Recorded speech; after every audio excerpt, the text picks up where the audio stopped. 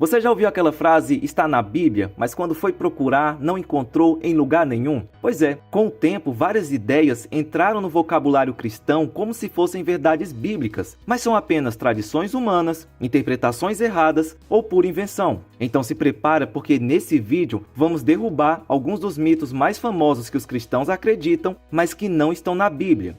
Primeiro mito, quem morre vira anjo. Essa aqui é a clássica de velório. Agora ele virou um anjo e está lá no céu olhando por nós. Parece bonito, né? Mas não é bíblico. Em nenhum lugar da Bíblia está escrito que seres humanos se tornam anjos depois da morte. Anjos são uma categoria totalmente diferente de seres criados por Deus. Eles não são ex-humanos promovidos por bom comportamento. Eles foram criados assim desde o início. São espíritos ministradores enviados por Deus para servir aos que hão de herdar a salvação. É basicamente outro modelo de existência. Mas essa ideia não é completamente sem fundamento bíblico. A confusão muitas vezes vem por causa de Mateus 22:30, onde Jesus diz que na ressurreição seremos como os anjos. Mas presta atenção, Jesus não disse que viramos anjos. Ele disse que seremos como anjos em um aspecto específico. Não se casam, nem se dão em casamento. Ou seja, ele estava falando sobre o estado pós-ressurreição, onde as relações humanas mudam completamente, inclusive o casamento. Mas isso não quer dizer que a identidade humana se transforma em angelical. Na verdade, o plano de Deus para a humanidade é ainda maior do que o dos anjos. Paulo escreve em 1 Coríntios 6:3, haveremos de julgar os anjos. Então pensa comigo, virar anjo seria uma promoção? Não, seria um rebaixamento. Deus preparou para nós algo muito mais glorioso, um corpo ressurreto, incorruptível e uma posição elevada com Cristo.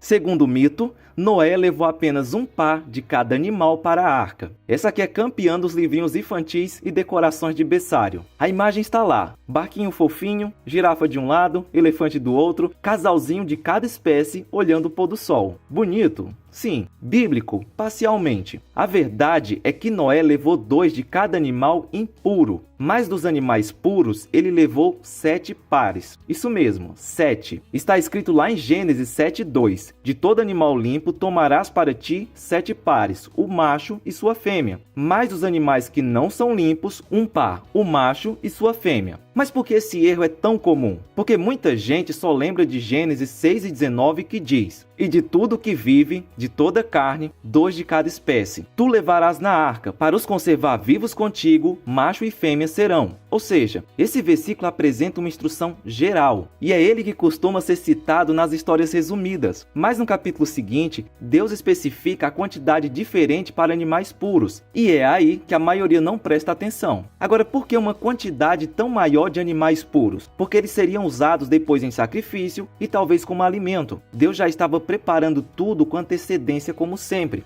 Terceiro mito, Maria Madalena era prostituta. Aqui está outro mito que tem enganado muitos por séculos, e não existe nenhum versículo que diga isso. Sério, pode procurar. Maria Madalena nunca foi chamada de prostituta na Bíblia. Quem espalhou essa ideia foi a cultura popular e alguns líderes da Igreja Católica, como o Papa Gregório I, no século VI. A Bíblia diz que Jesus expulsou 7 demônios dela, o que sim, mostra que ela teve um passado turbulento, mas não tem nada que ligue isso automaticamente à prostituição. A verdade é que Maria Madalena foi uma das seguidoras mais fiéis de Jesus. Ela estava lá na crucificação quando muitos discípulos fugiram e foi a primeira a ver Jesus ressuscitado. E isso é bem importante. Então vamos honrar a Bíblia do jeito certo, sem adicionar rótulos que Deus nunca colocou.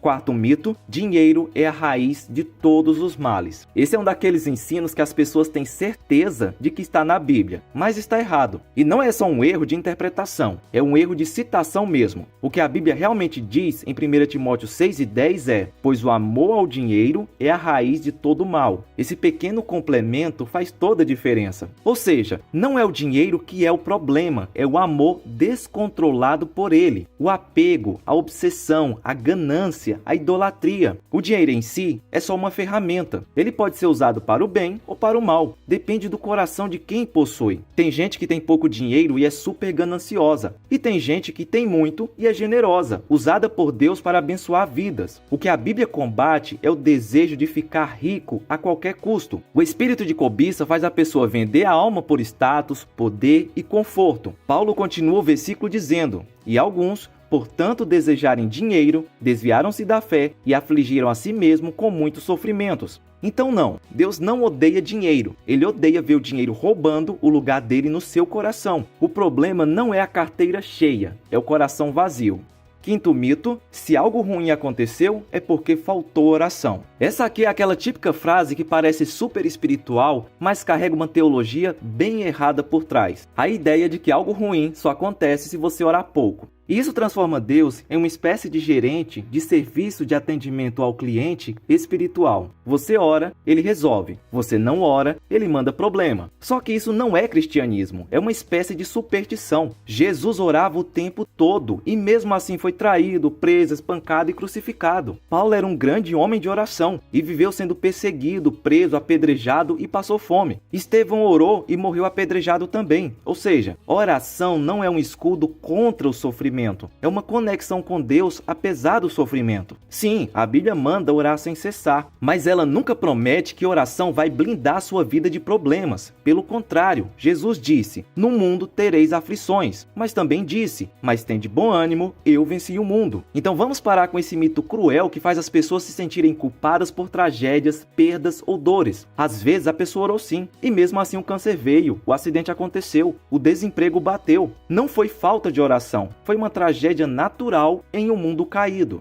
Sexto mito, Jesus nunca julgou ninguém. Esse aqui é o típico versículo de rede social sem o resto do texto. Um número cada vez maior de cristãos ama citar o não julguem para não serem julgados. Como se Jesus fosse um hippie ou um coach do bem que só distribui amor e frases fofas. Mas está errado. Jesus julgou sim, e julgou com força. Vamos aos fatos. Lembra dos fariseus? Jesus os chamou de hipócritas, sepulcros caiados, filhos do inferno, raça de víboras, tudo isso em Mateus 23, que parece até uma thread de Exposed. Lembra da mulher adúltera em João 8? Jesus perdoou sim, mas também disse, vai e não peques mais. Ele chamou pecado de pecado. Ele não diminuiu o peso do ato. Ele ofereceu graça e verdade. Além disso, João 5,22 é direto. O Pai a ninguém julga, mas confiou todo o julgamento ao Filho. Ou seja, Jesus é o juiz. Só que ele é um juiz justo, misericordioso e cheio de graça. O problema não é o julgamento de Jesus. O problema é o julgamento humano, hipócrita, sem amor, tomando o lugar de Deus. Por isso Jesus diz, não julguem de acordo com as aparências, mas julguem de maneira justa. Então vamos parar com essa ideia de Jesus nunca julgou ninguém como desculpa para viver no pecado e se blindar de correção. Porque Jesus perdoava, mas também confrontava. Ele acolhia, mas também exortava. Ele não veio para nos deixar do jeitinho que a gente está. Ele veio para nos transformar. Isso inclui corrigir, disciplinar e sim, julgar. Jesus não é um hippie cósmico, good vibes que ignora o pecado. Ele é o rei, o justo, o cordeiro e o juiz.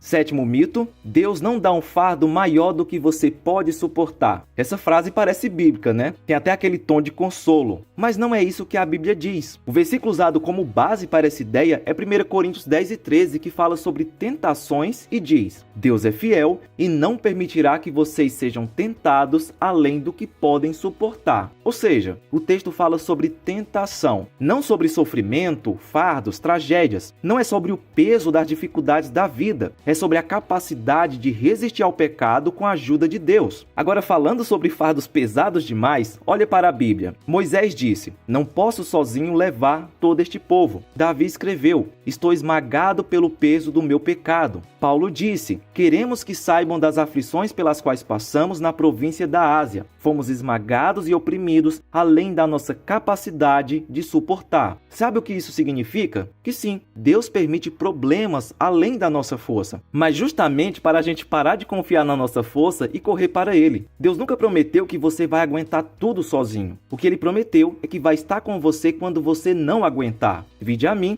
todos os que estáis cansados e sobrecarregados, e eu os aliviarei. Então vamos parar com essa teologia motivacional disfarçada de versículo. Deus não quer que você seja forte o tempo todo. Ele quer que você dependa dele. É na fraqueza que o poder dele se aperfeiçoa.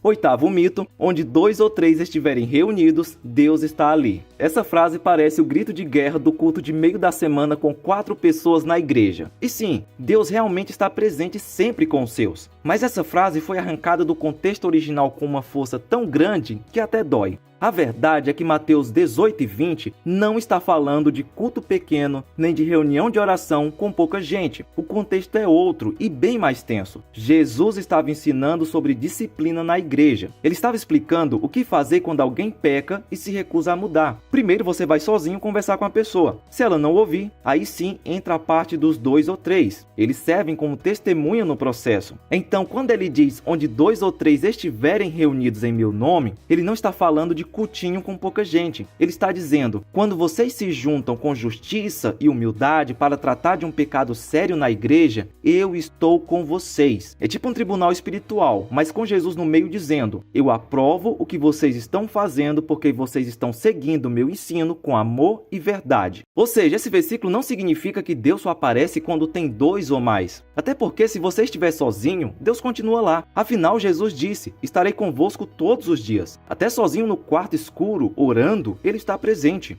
Nono mito, Satanás mora no inferno e reina lá. Essa é uma imagem clássica dos filmes, HQs e até de muita pregação emocional. Satanás, sentado num trono de fogo, rindo com um tridente na mão, enquanto comanda o inferno tipo CEO do sofrimento. Mas não é verdade, isso não é bíblico, é uma invenção medieval. Na realidade, o inferno não é o QG de Satanás, é o destino final dele. Ele não governa lá, ele vai ser punido lá. Jesus deixou isso claro em Mateus 25 e 41. Então dirá também aos que estiverem à sua esquerda, apartai-vos de mim, malditos para o fogo eterno, preparado para o diabo e seus anjos. Ou seja, o inferno foi preparado para ele, não por ele. O diabo não quer ir para lá e também não manda em nada lá. E onde o diabo está agora? Na terra. Isso mesmo. Ele anda ao derredor, como leão que ruge, procurando a quem possa devorar. Ele tem acesso ao mundo espiritual, influencia pessoas, sistemas, culturas. Por isso Paulo chama de o Deus deste século e o príncipe da potestade do ar. Mas a cruz já garantiu a sentença dele. Ele está condenado com dias contados. Apocalipse 20:10 revela o final. E o diabo foi lançado no lago de fogo e enxofre, onde está a besta e o falso profeta.